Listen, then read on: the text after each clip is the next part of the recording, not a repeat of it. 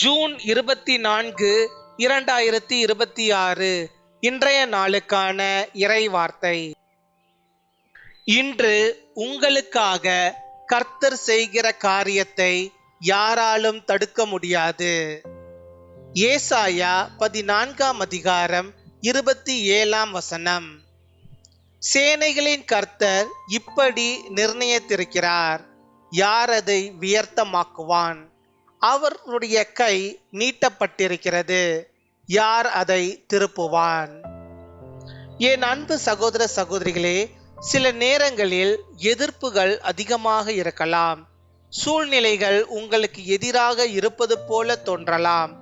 ஆனால் ஒரு விஷயத்தை நினைவு கொள்ளுங்கள், கர்த்தர் ஒரு காரியத்தை தீர்மானித்து விட்டால் அதை எந்த மனிதனாலும் எந்த சூழ்நிலையாலும் தடுக்க முடியாது. நோவாவை தேவன் காப்பாற்ற தீர்மானித்த போது வெள்ளம் அவனை அழிக்க முடியவில்லை. யோசேப்பை உயர்த்த தேவன் தீர்மானித்த போது சிறைச்சாலை அவனை தடுக்க முடியவில்லை. எஸ்தரை பயன்படுத்த தேவன் தீர்மானித்த போது எந்த சதியும் வெற்றி பெறவில்லை. அதே போல உங்கள் வாழ்க்கைக்காக தேவன் வைத்திருக்கும் திட்டத்தை யாராலும் நிறுத்த முடியாது. இன்று தாமதமாக தோன்றும் ஆசீர்வாதம் நாளை உங்கள் கைகளில் இருக்கும். கர்த்தர் ஆரம்பித்த காரியத்தை அவர் நிறைவேற்றுவார். பின்வரும் ஜெபத்தை நாம் அனைவரும் சேர்ந்து சொல்வோம்.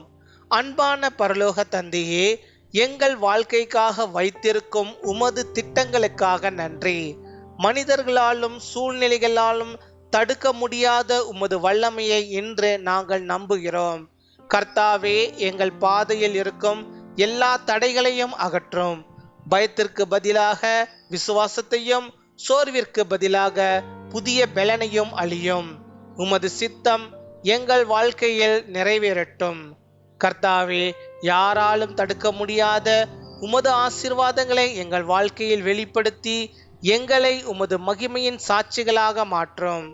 நோயாளிகளை தொட்டு பூரண சுகத்தை அருளும். இன்று பிறந்த நாள் மற்றும் திருமண நாளை கொண்டாடுகிறவர்களை மிகுதியாக ஆசீர்வதித்து அவர்களின் வாழ்க்கையில் சந்தோஷமும் சமாதானமும் ஆரோக்கியமும் மற்றும் வளமை பெருகச் செய்யும். இயேசுவின் வல்லமையுள்ள நாமத்தில் ஜெபிக்கிறோம். ஆமேன்.